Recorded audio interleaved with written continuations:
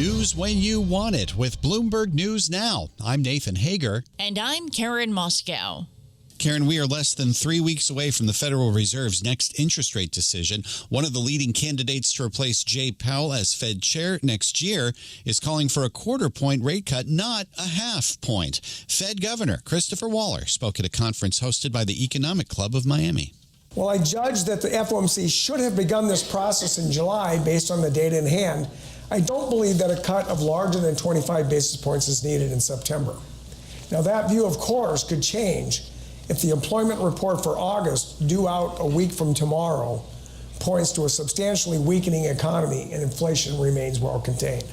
Fed Governor Chris Waller voted against the decision earlier this month to hold rates steady. He says he anticipates more cuts over the next 3 to 6 months. Governor Waller's remarks are the first by a top Fed official since President Trump moved this week to fire another governor, Lisa Cook. And now, Nathan, that move to fire Governor Cook is headed for a showdown in court. A federal judge has set a hearing for 10 this morning Wall Street time on Cook's request for a restraining order to keep her on the Fed's Board of Governors. And now Cook is offering an explanation for the mortgage dispute at the center of the case in her lawsuit against the president. We get more with Bloomberg legal reporter Eric Larson. She did not explicitly deny the allegations, but clearly at this stage in the case, they're signaling a potential defense here, which is that not only could this be a clerical error, but that it wasn't material to any decisions that were made on these mortgages, that no one was harmed by it. And really that regardless, it's not cause to fire her because these mortgages were done a year before she joined the board and has nothing to do with her job. That's Bloomberg legal reporter Eric Larson. Meanwhile, the Trump administration is putting even more pressure on Cook. Federal Housing Finance Agency Director Bill Pulte has sent a new criminal referral over a third property in Massachusetts. Pulte says Cook originally claimed it as a second home, but later listed it as an investment property. And Karen, the Trump administration is on a fast track to confirm another nominee to the Fed board, Stephen Miran. Let's get more from Bloomberg's Denise Pellegrini. The Senate Banking Committee will hold a hearing September 4th on Miran's confirmation as Fed governor to replace Adriana Kugler after she resigned. Miran will likely be grilled over President Trump's economic policies and efforts to influence the Fed. But Democrats also say privately they can't block Miran's ascension on their own. And under the rules, they can only hold things up briefly in committee and then only for a few days on the Senate floor.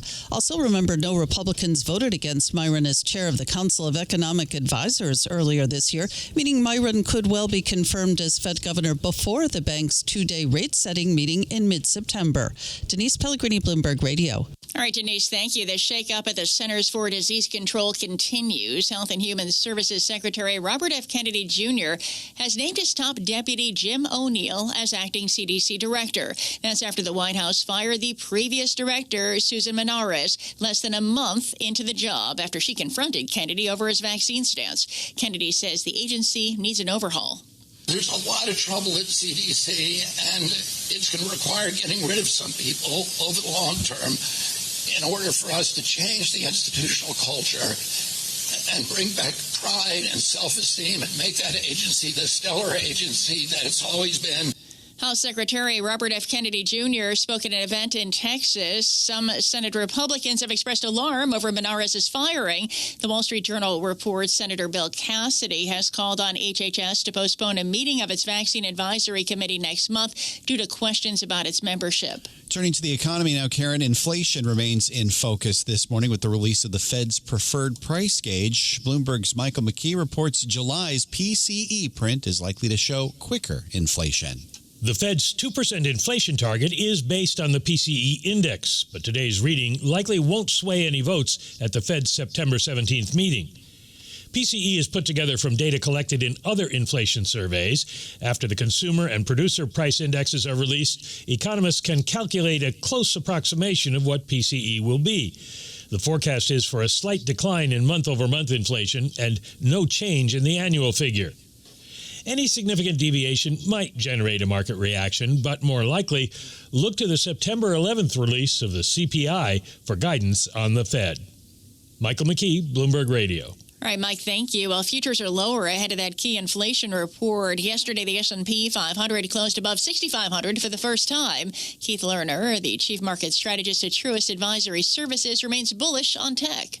From the lows in April, the S&P is up 30%. The tech sector is up about 50%. Longer term, we're still bullish on technology. We're still bullish on the AI theme. Truist Advisory Services' Keith Lerner. This is the last trading day of August. Over the last 75 years, the S&P 500 has posted an average drop of 0.7% in September, making it the worst performing month for stocks. As for how some individual stocks are performing this morning, Karen, we're watching shares of Dell. They are down nearly 7%. The computer maker reported fewer sales of artificial intelligence servers and lower profit margins than analyst estimates. Shares of Marvell are down nearly 15%. That company's data center revenue missed. And shares of Petco are up 16%. The pet retailer raised its earning targets for the year. And that's news when you want it with Bloomberg News Now. I'm Karen Moscow. I'm Nathan Hager, and this is Bloomberg.